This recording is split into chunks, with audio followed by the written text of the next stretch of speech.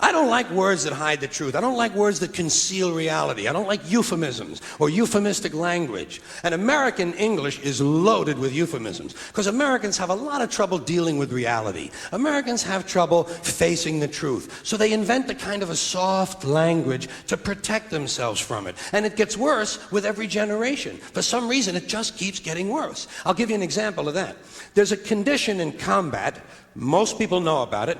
It's when a fighting person's nervous system has been stressed to its absolute peak and maximum, can't take any more input. The nervous system has either snapped or is about to snap. In the First World War, that condition was called shell shock. Simple, honest, direct language. 2 syllables, shell shock. Almost sounds like the guns themselves. That was 70 years ago.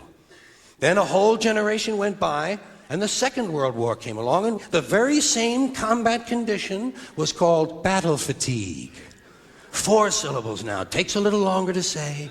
Doesn't seem to hurt as much. Fatigue is a nicer word than shock. Shell shock.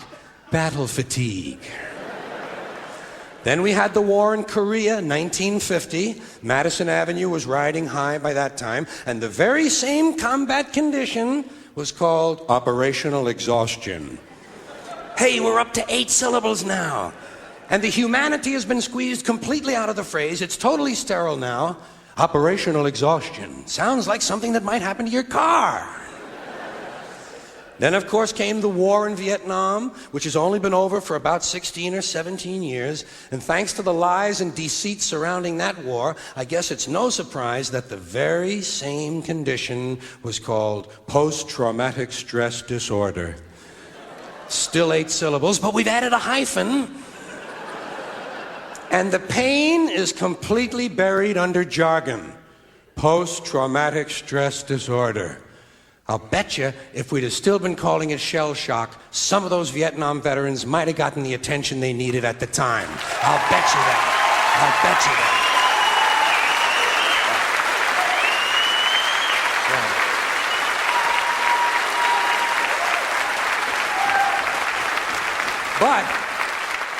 But it didn't happen. And one of the reasons is because we were using that soft language, that language that takes the life out of life. And it is a function of time. It does keep getting worse. Give you another example. Sometime during my life, toilet paper became bathroom tissue. I wasn't notified of this. No one asked me if I agreed with it. It just happened. Toilet paper became bathroom tissue. Sneakers became running shoes. False teeth became dental appliances. Medicine became medication. Information became directory assistance. The dump became the landfill. Car crashes became automobile accidents. Partly cloudy became partly sunny. Motels became motor lodges. House trailers became mobile homes. Used cars became previously owned transportation. Room service became guest room dining. And constipation became occasional irregularity. When I was a little kid, if I got sick, they wanted me to go to the hospital and see the doctor.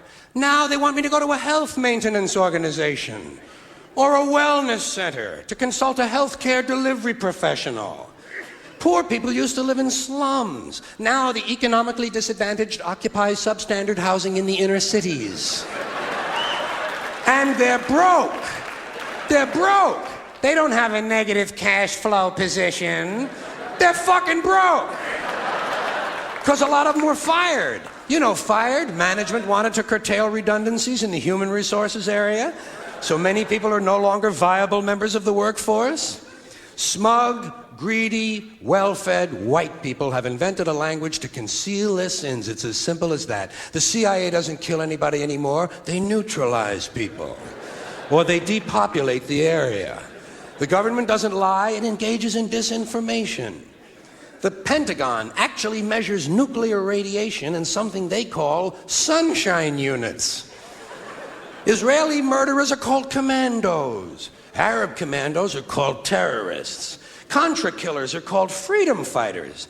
Well, if crime fighters fight crime and firefighters fight fire, what do freedom fighters fight? They never mention that part of it to us, do they? Never mention that part of it.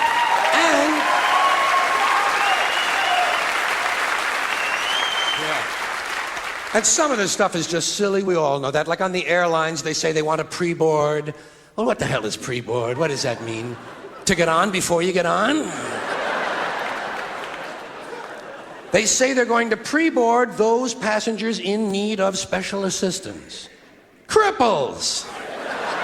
Simple, honest, direct language. There's no shame attached to the word cripple that I can find in any dictionary. No shame attached to it. In fact, it's a word used in Bible translations. Jesus healed the cripples. Doesn't take 7 words to describe that condition. But we don't have any cripples in this country anymore. We have the physically challenged. Is that a grotesque enough evasion for you? How about differently abled?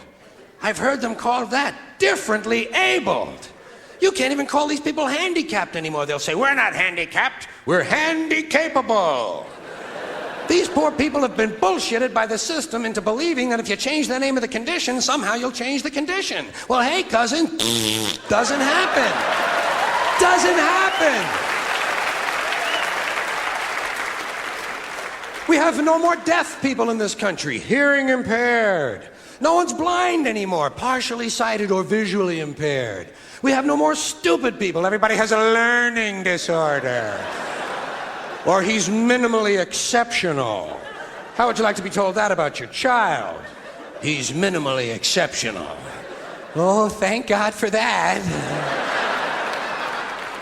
Psychologists actually have started calling ugly people those with severe appearance deficits. It's getting so bad that any day now I expect to hear a rape victim referred to as an unwilling sperm recipient. You know?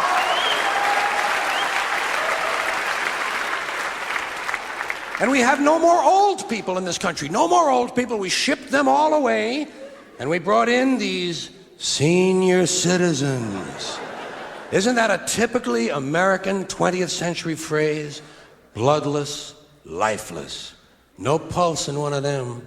A senior citizen.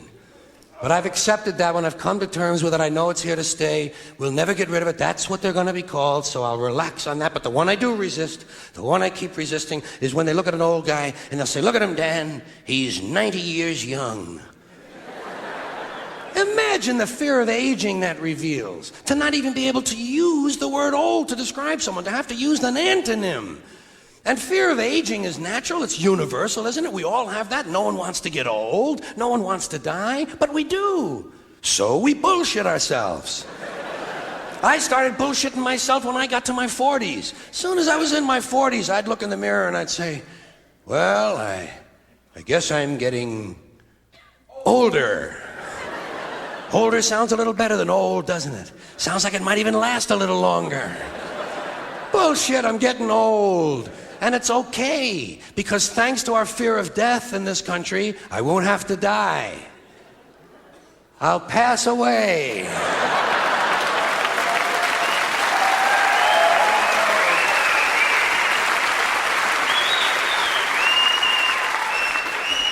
Or I'll expire like a magazine subscription. If it happens in the hospital, they'll call it a terminal episode. The insurance company will refer to it as negative patient care outcome.